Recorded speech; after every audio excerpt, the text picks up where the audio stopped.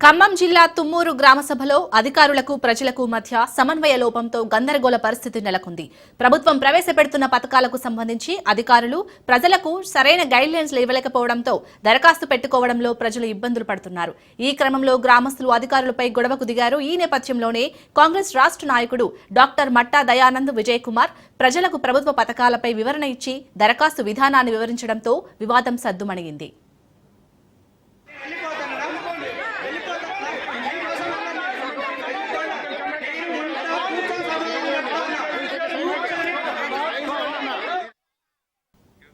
ఖమ్మం నగరంలోని 3వ డివిజన్ ప్రజాపాలన వార్డు సభ రసాభాసగా మారింది. ఇందిరమ్మ ఇల్లు ఒకే ఇంట్లో ముగ్గురు నలుగురికి ఎలా వస్తాయని కాలనీవాసులు అధికారులను ఆగ్రహంతో నిలదీశారు. ఈ క్రమంలోనే కాలనీవాసులు ఒక్కసారిగా అధికారులపైకి దూసుకెళ్లారు. దీంతో పోలీసులు రంగప్రవేశం చేసి కాలనీవాసులను అదుపు చేశారు.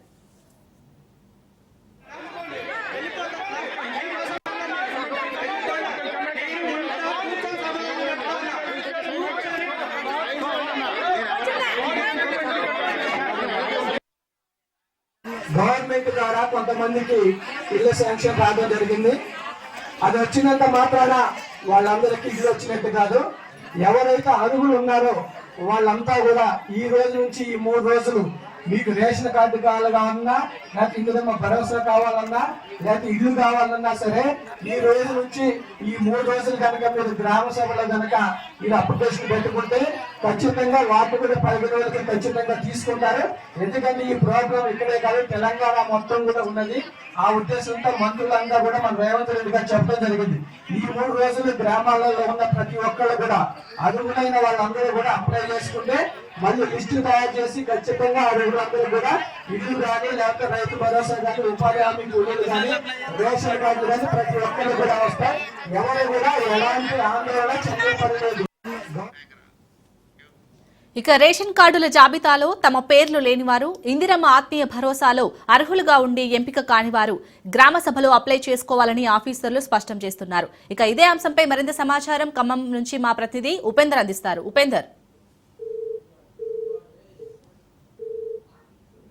లబ్ధిదారుల ఎంపిక కొనసాగుతుంది. ఇప్పటికే జిల్లా వ్యాప్తంగా కూడా 589 గ్రామ పంచాయతీల్లో ఈ లబ్ధిదారుల ఎంపిక 5 రేషన్ కార్డులు కావచ్చు, ఇందిరమ్మ ఇళ్లు కావచ్చు, అదేవిధంగా రైతు భరోసాకు సంబంధించినటువంటి దరఖాస్తులు కూడా స్వీకరిస్తున్న పరిస్థితి కనిపిస్తుంది. ఈ నెల అంటే ఈ రోజు నుంచి దాదాపుగా 25వ తారీఖు వరకు కూడా ఈ దరఖాస్తుల స్వీకరణ కొనసాగుతుందని చెప్పేసి అధికారులు చెప్తున్న నేపథ్యంలో ఆ దిశగా కూడా ఇప్పటికే లబ్ధిదారుల నుంచి కూడా దరఖాస్తులు స్వీకరిస్తున్నారు. ఏదైతే ఇక్కడ అంటే ఫైనల్ చేసినటువంటి అంటే ఏ లబ్ధిదారులను అటు అంటే లబ్ధిగా చేకూర్చే విధంగా కూడా ఇప్పుడు ఫైనల్ లిస్టులు చేస్తామని చెప్పేసి అధికారులు చెప్తున్నారు. ఆ నేపథ్యంలోనే జిల్లా వ్యాప్తంగా కూడా అంటే 3 డిపార్ట్మెంట్కి సంబంధించి అది తహసీల్దార్లు కావచ్చు, అది ఎంపీడీఓలు, అదేవిధంగా అగ్రికల్చర్ డిపార్ట్మెంట్ సంబంధించిన 3 గ్రూపులుగా ఏర్పడి ప్రతి గ్రామంలో కూడా రోజుకు 2 దఫాలు అంటే 2 గ్రామాల్లో ఈ దరఖాస్తుల స్వీకరణ కొనసాగుతుంది. గ్రామ సభలు కూడా నిర్వహిస్తున్న పరిస్థితి కనిపిస్తుంది. ప్రస్తుతం మన ఖమ్మం జిల్లా మద్దిలపల్లిలో ఉన్న ఏదైతే అంటే దరఖాస్తుల స్వీకరణ కార్యక్రమంలో ఉన్నాం. ఇక ఇక్కడికి భారీగా కూడా ఏదైతే లబ్ధిదారులు కూడా తమకు లబ్ధి చేకూర్చేందుకు దరఖాస్తులు కూడా చేసుకుంటున్న పరిస్థితి కనిపిస్తుంది. వారందరికీ కూడా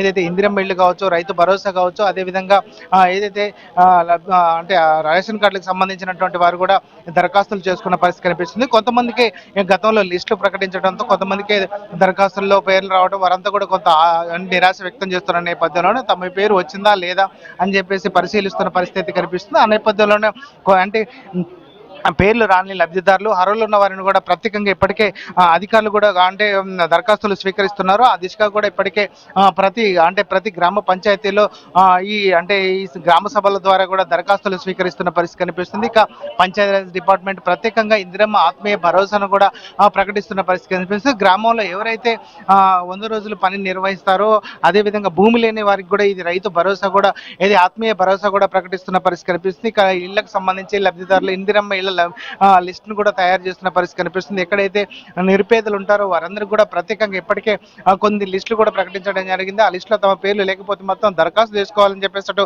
రాష్ట్ర ప్రభుత్వం కూడా ప్రత్యేకంగా ప్రకటించిన నేపథ్యంలో ఆ దిశగా కూడా దరఖాస్తులు చేసుకుంటున్న పరిస్థితి కనిపిస్తుంది. ప్రతి ఒక్కరు కూడా సందడి వాతావరణం అయితే కనిపిస్తున్న పరిస్థితి కనిపిస్తుంది. ఇక జిల్లా వ్యాప్తంగా 589 గ్రామ పంచాయతీలు ఇదే తంతు కొనసాగుతుంది. దాదాపుగా ఈ రోజు నుంచి 25వ తారీఖు వరకు కూడా ఈ లబ్ధిదారుల ఎంపిక కొనసాగుతుంది. దరఖాస్తుల స్వీకరణ కూడా కొనసాగుతుంది కొనసాగుతుందని చెప్తున్న నేపథ్యంలోనే అధికారులు కూడా ఆ దిశగా కూడా ఏర్పాట్లు చేశారు.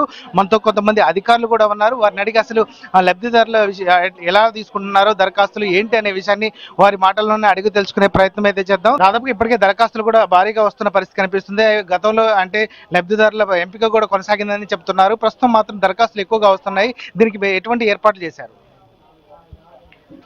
ఇప్పుడు ఈ ప్రజాపాలన దరఖాస్తులు అప్లై చేసిన వాళ్ళవి మెయిన్గా కన్సిడర్ చేశామండి. అవన్నీ కూడా కొన్ని మిస్ అయినాయి. మళ్ళీ ఇవి దరఖాస్తులు తీసుకోవడం జరుగుతుంది.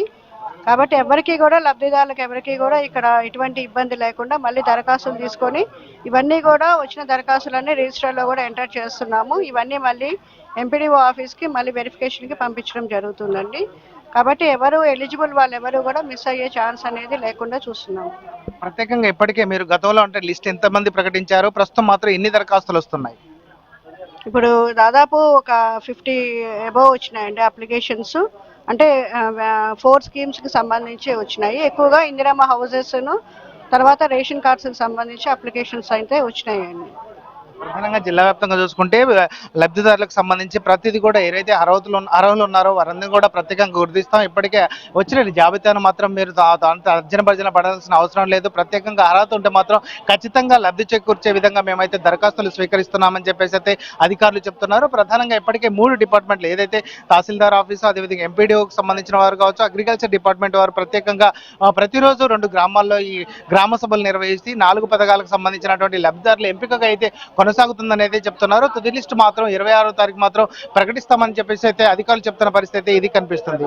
ఇది ఇక్కడ తాజా పరిస్థితి. ఉపేందర్, రాజ్ న్యూస్, ఖమ్మం.